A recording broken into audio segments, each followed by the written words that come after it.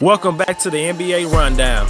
In the fourth episode, I will discuss a former #1 pick already dominating in the league, one of the players traded for Paul George having a breakout season so far, and one of the elite teams in the East struggling out the gate.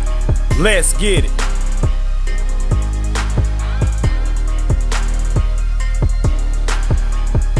It has only taken a few games for fans to see the excellence and the potential of Ben Simmons.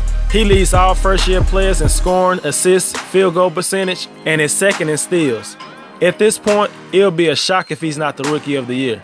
His natural feel for the game is unmatched, especially for a 21-year-old. Teams try to keep him out the paint and force him to shoot jump shots, but he still finds ways to be effective. And for the most part, Simmons has been able to hit the 15-foot jumper. Through the first 7 games, he's shooting around 54% from the field. Ben Simmons will have a highlight reel unlike any other point guard we'll ever see. The 6'10" point guard has a unique blend of size and speed for his frame. His impact, along with teammate Joel Embiid, has been immediately noticed in Philadelphia. On Friday, Simmons recorded his second triple-double in his first 9 games of his career, which put him in the same category as 2 of the all-time greats, Oscar Robertson and Wilt Chamberlain. He has also helped the Sixers become a terrific rebounding team. Last year, only 3 teams had fewer rebounds per 100 possessions than the Sixers. The team has improved its rate to a top 10 team in total rebounds. The scary part is that Simmons feels he hasn't even scratched the surface yet. Rebounds, how much more is there of you? There's a lot more. There's way more. And I got to keep working hard and stay in the gym. So I think in a few years, it's going to be fun. All summer fans and experts claim that the Indiana Pacers didn't get enough in the Paul George trade. Oladipo and Sabonis' names were ran through the mud this offseason. Everybody clowned the Pacers for the lack of patience and rushing the trade. It's too soon to call a winner in the Paul George trade, but the early returns are overwhelming. Victor Oladipo has looked like a man on a mission this season. He has been the catalyst behind the unexpected 5-3 start from the Indiana Pacers. And this is with Miles Turner playing only 1 game. The encouraging part of Oladipo's stats is that he's shooting at a high efficiency level. He is averaging around 24 points, 4 rebounds, and 4 assists per game on 49% from the field and 50% from three-point land. Oladipo can be a one-man fast break, ripping down a defensive rebound and finishing at the other end. He plays with speed, swagger, and charisma that has uplifted his teammates. He spent this offseason getting into better shape, and it's clear to see that the hard work has paid off. Once the Pacers traded for him, they built a lineup and an offense around his speed and Miles Turner's ability to stretch the floor. Indiana has decided to play at fast pace because of Oladipo's speed and athleticism. Indiana is 6th in pace of play and 4th in both fast break points and offensive efficiency. Oladipo might not be a 25 points per game player by Christmas, but he could get the call that he's an Eastern Conference All-Star this year. It seems like yesterday, experts were claiming that Jahlil Okafor was the best big man prospect since Tim Duncan before his freshman year at Duke. 3 years later, he's been a forgotten player. A promising rookie season in which he averaged 17 points and 7 rebounds per game was ruined by off-the-court issues and a meniscus injury that cut his season short, and he's been part of a logjam at his position ever since. The 76ers declined his $6.3 million option for 2018-19, which would have been his 4th year of his rookie deal. It's unheard of that a top 3 pick in the draft doesn't even finish his rookie contract with the team that drafted him. Okafor is a flawed player, especially on the defensive end. He says he wants a contract buyout or a trade. At this point, the 76ers are in no rush to trade him, especially with a potential injury to Joel Embiid. Who is Mike James? The undrafted point guard was invited to Summer League by the Phoenix Suns 2 years ago, where he stood out as a starting point guard alongside then-rookie Devin Booker. Since then, he's played in Spain and played for a Greek team, which won the Greek League, Greek Cup, and was one of the final 8 teams in the EuroLeague playoffs. This year, James returned to Phoenix and signed a 2-way contract, and little did people know he would be the starting point guard by the 4th game of the season. This opportunity opened up because of the Eric Bledsoe situation, as he was sent home and is waiting to be traded to another team. The 27-year-old rookie is averaging 13 points, 4 assists, and 2 rebounds, and scored a career-high 24 points against Brooklyn, as the Suns are 3-1 with him as the starting point guard.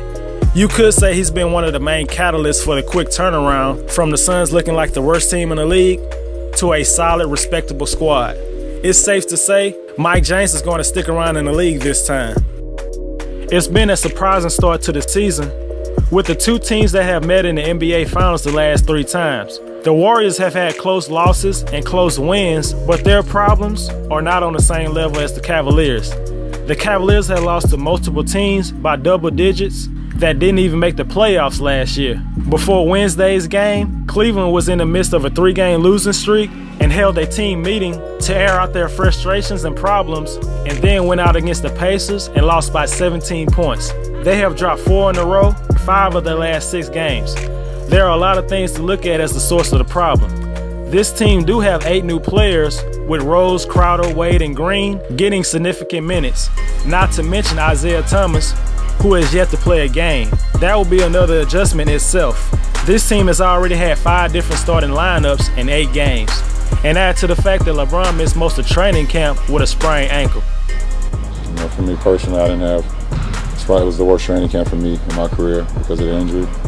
I didn't get an opportunity to do the things that I like to do, and you know, with the summer that I kind of had a setback. So, you know, I was kind of already behind the 8 ball. So it didn't matter if it was a short preseason or not with the injury that I had personally.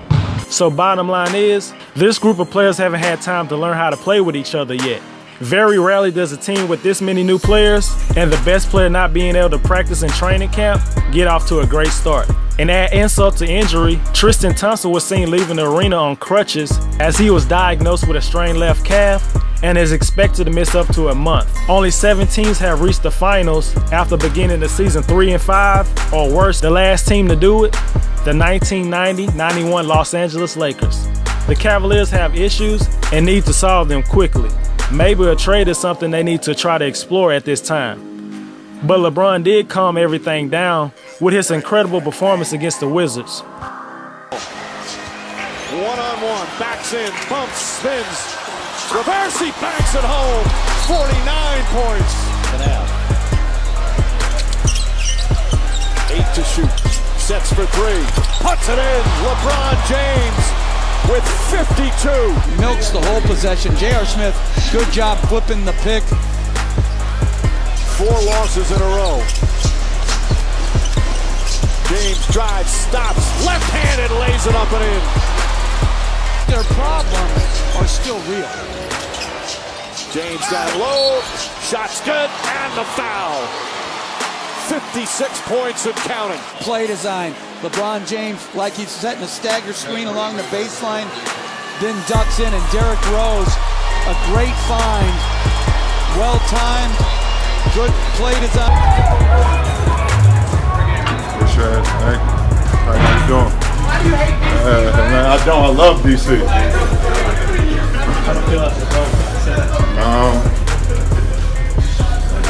had to do what I had to do to help us get off this losing streak. I ain't about losing. Y'all know me. You know me for a long time in this league. I ain't about losing, so it ain't about talking about it. It's about making it happen. That's what I had to do. I haven't scored like that in a while, but I'll take it. I'll take it. 49,000 points. Well, I might be the youngest, but I don't feel young. Even though I feel this is the best I've felt in my career right now. So, you know, I just got to keep it going. Keep it going, baby. If you would like for me to continue my NBA rundown videos, click the like button.